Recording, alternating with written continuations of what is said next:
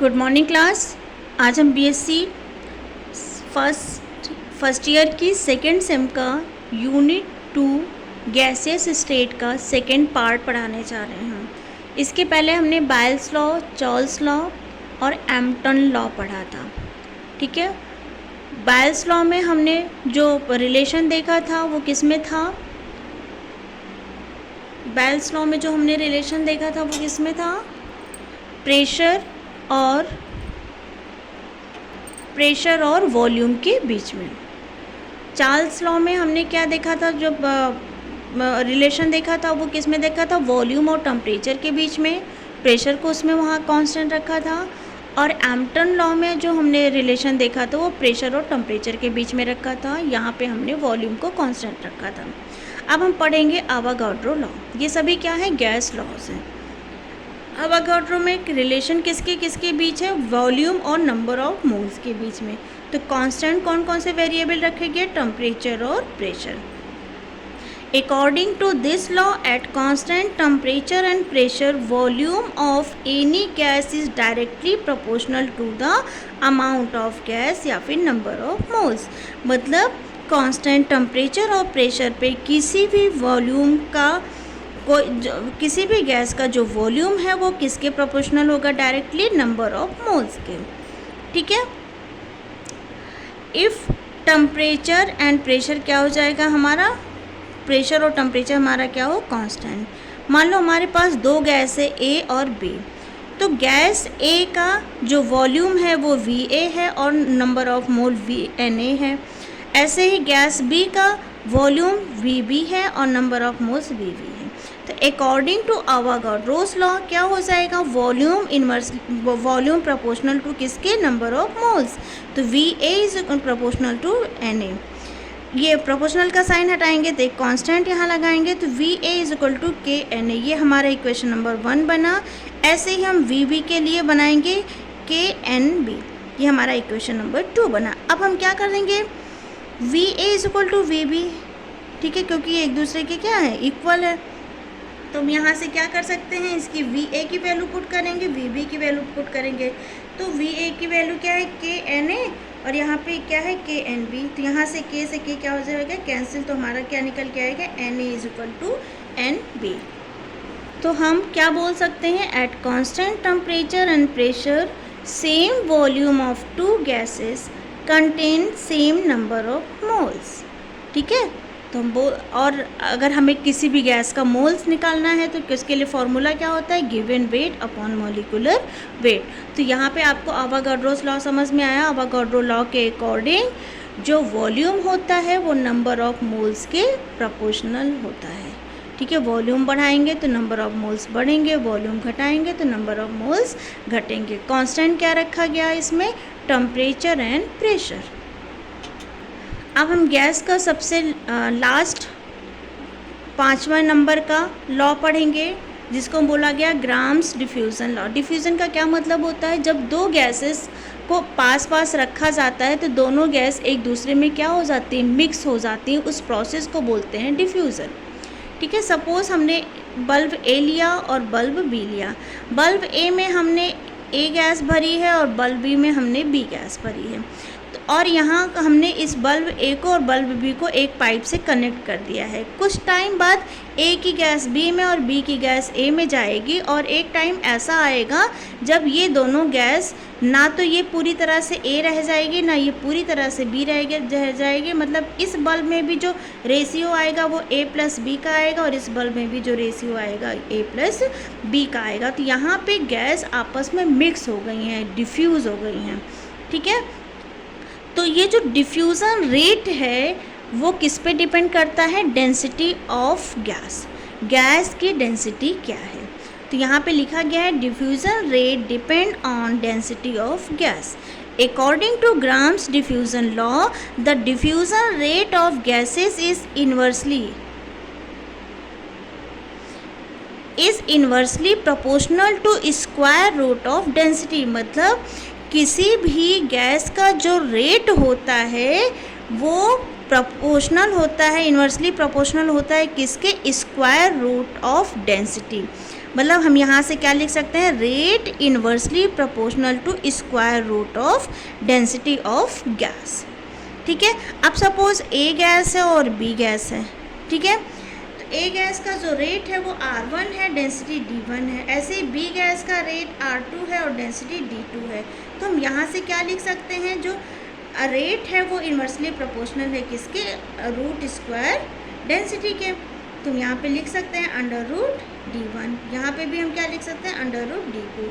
अब क्या है, ये दोनों को जब हम डिवाइड करेंगे R1 अपॉन R2 तो कांस्टेंट से कांस्टेंट कैंसिल हो जाएगा, ये upon 1 upon under root D1 और ये भी क्या हो जाएगा 1 अपॉन अंडर रूट D2।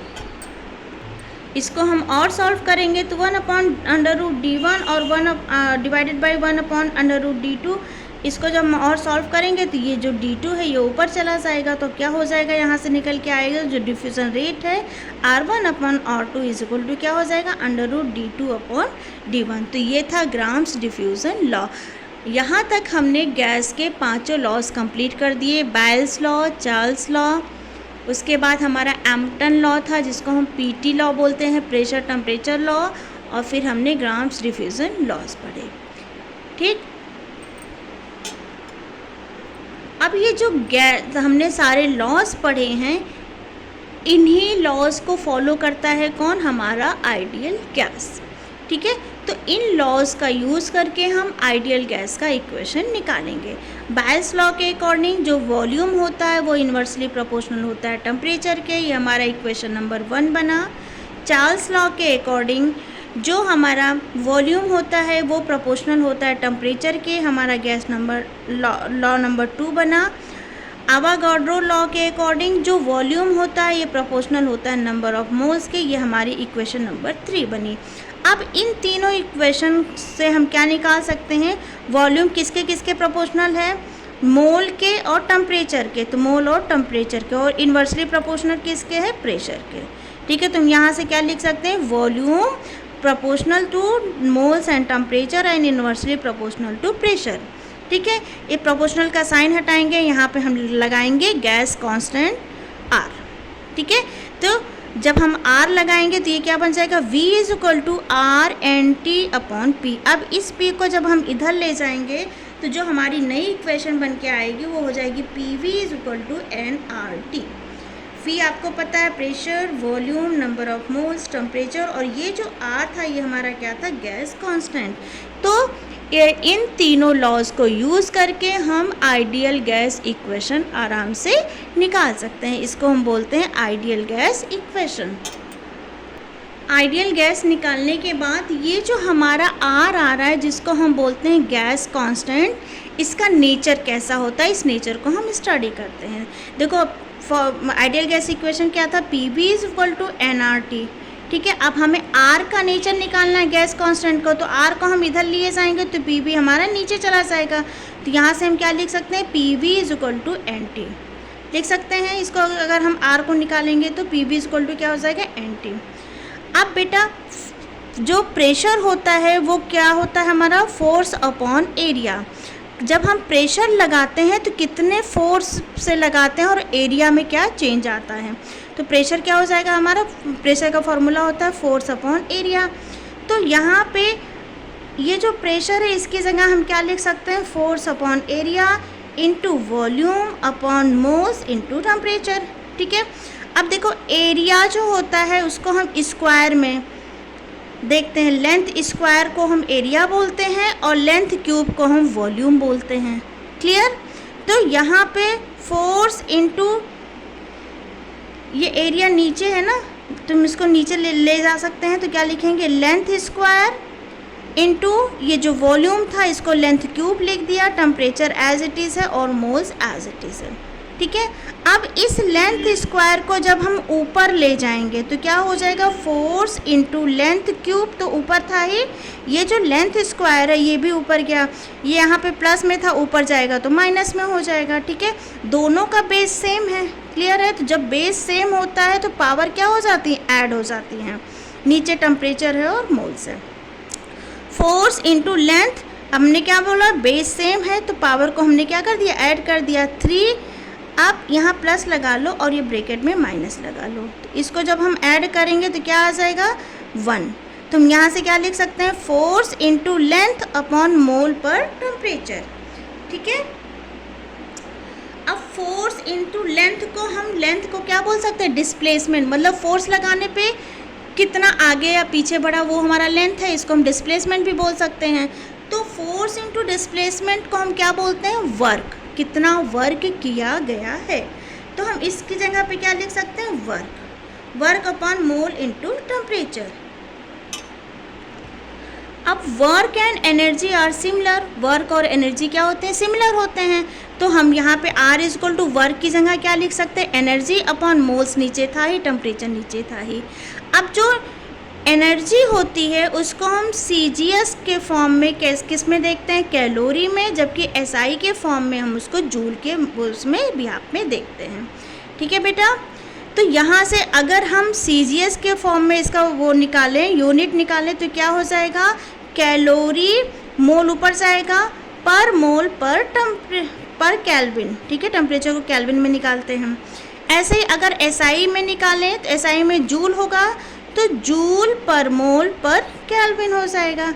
अब जब भी CGS के फॉर्म में हम एनर्जी CGS के फॉर्म में जब हम R कांस्टेंट देखते हैं तो उसकी वैल्यू हमेशा 1.98 आती है। इसको हम राउंड ऑफ करके 2 कैलोरी पर मोल पर केल्विन भी लिख सकते हैं। और अगर SI यूनिट में हम गैस कांस्टेंट R की वैल्यू देखते हैं तो वो हमारा कितना होता है, 8.314 जूल पर मोल पर केल्विन।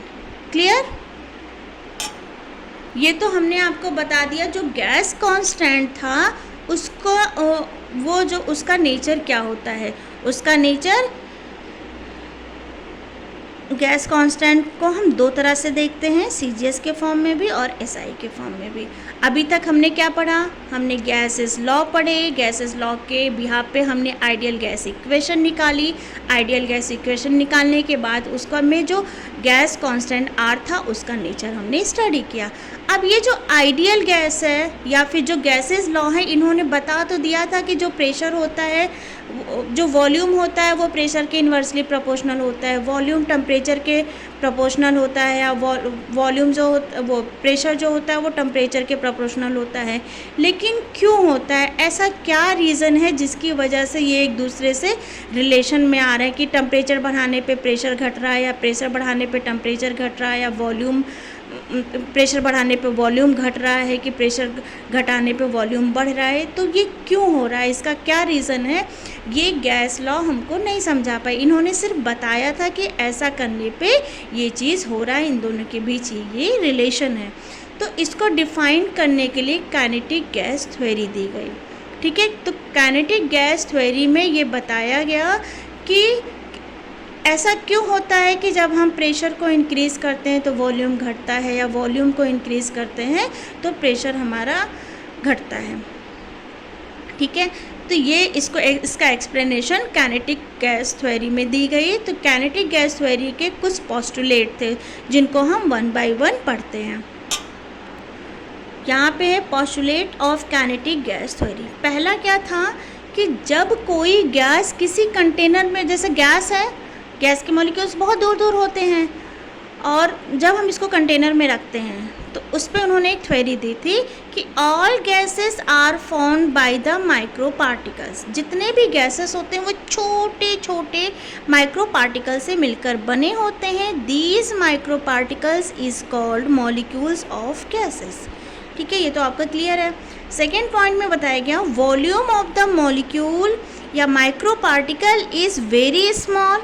इनका जो वॉल्यूम होता है बहुत ही छोटा होता है, नेग्लिजिबल होता है, as compare to whole volume of the gas.